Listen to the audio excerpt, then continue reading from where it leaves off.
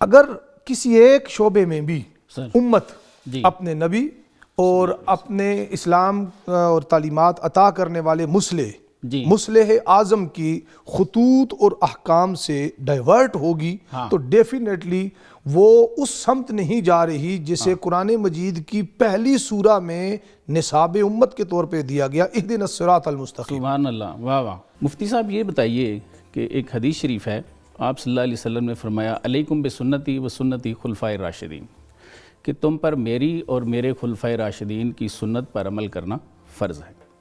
اگر ہم صحابہ کو دیکھیں، ان کے طرز حکمرانی کو دیکھیں تو ہمیں شورا نظر آتی ہے، شورائی نظام ہے، جبکہ مسلمان ممالک جو ہیں ان میں یا تو ڈیموکریسی ہے سو کالڈ، یا پھر ان کی ڈائنیسٹیز ہیں، خاندانی حکمرانیاں ہیں۔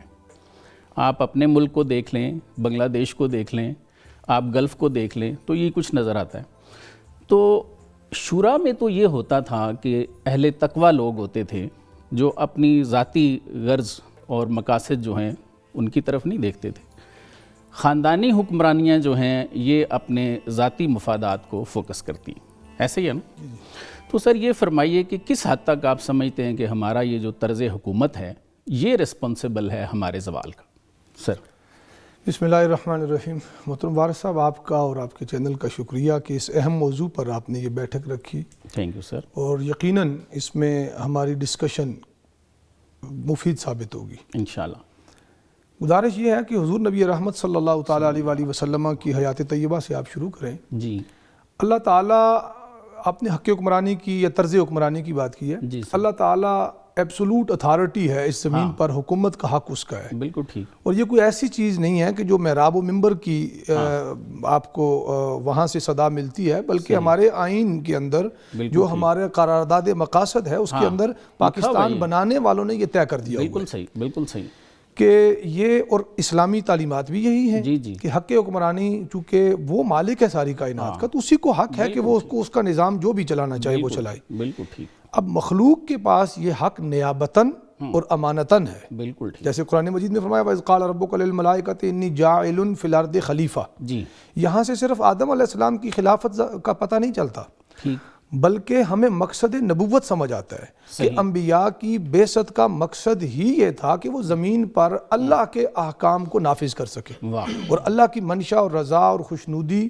اور تعلیمات یا اس کے حکم کے مطابق۔ بالکل ٹھیک، اب اسی چیز کو نبی علیہ السلام نے ریاست مدینہ بنا کر اس میں نافذ کر کے دکھایا۔ واہ، میں چونکہ شارٹلی ڈائریکٹ اس پہ جہاں سے آپ کا سوال شروع ہوتا جی ہے سر، جی خلافت آ جاتی ہے۔ بالکل ٹھیک، نبی علیہ السلام، ہم اگر یہ تصور رکھے ہوئے ہوں یا ہماری قوم کے کچھ افراد یہ رکھتے ہوں جی یا یہ تصور لوگوں میں پھیلانے کی کوشش پچھلی کئی دہائیوں سے کی جا رہی ہے ٹھیک، بڑے منظم انداز سے، جی کہ دین یا مذہب، اسلام ایک مذہب ہے اور وہ تعلیمات جو اللہ تعالیٰ کی حقوق ہیں یا عبادتیں ہیں یا فقہ کا جو پورشن ہے، یہ کیوں کہہ لیں، اس کو ڈسکس کرتا ہے۔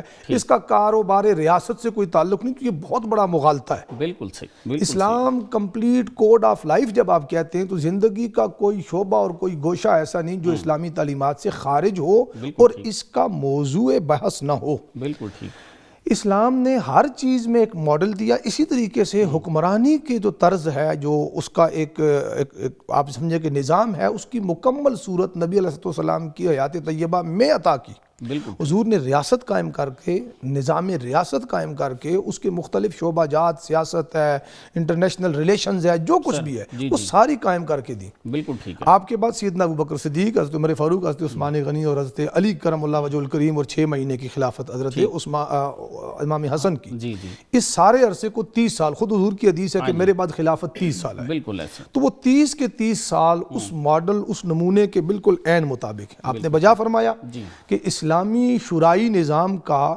جو وضع قطع یا اس کے جو خد و خال ہیں وہ آج کی جمہوریت سے بھی مختلف ہیں، بالکل، اور وہ منارکی یا ہماری جو شخصی حکومتیں یا امریتیں ہیں یا جو بادشاہت ہیں اس سے تو بالکل بھی مختلف، بالکل ایسے، کوئی ان کا میچ نہیں بنتا۔ بالکل ایسے، اگر کسی ایک شعبے میں بھی امت اپنے نبی اور اپنے اسلام اور تعلیمات عطا کرنے والے جی مصلح اعظم کی خطوط اور احکام سے ڈائیورٹ ہوگی تو ڈیفینیٹلی وہ اس سمت نہیں جا رہی جسے قرآن مجید کی پہلی سورہ میں نصاب امت کے طور پہ دیا گیا، اہدنا الصراط المستقیم۔ سبحان اللہ، واہ واہ۔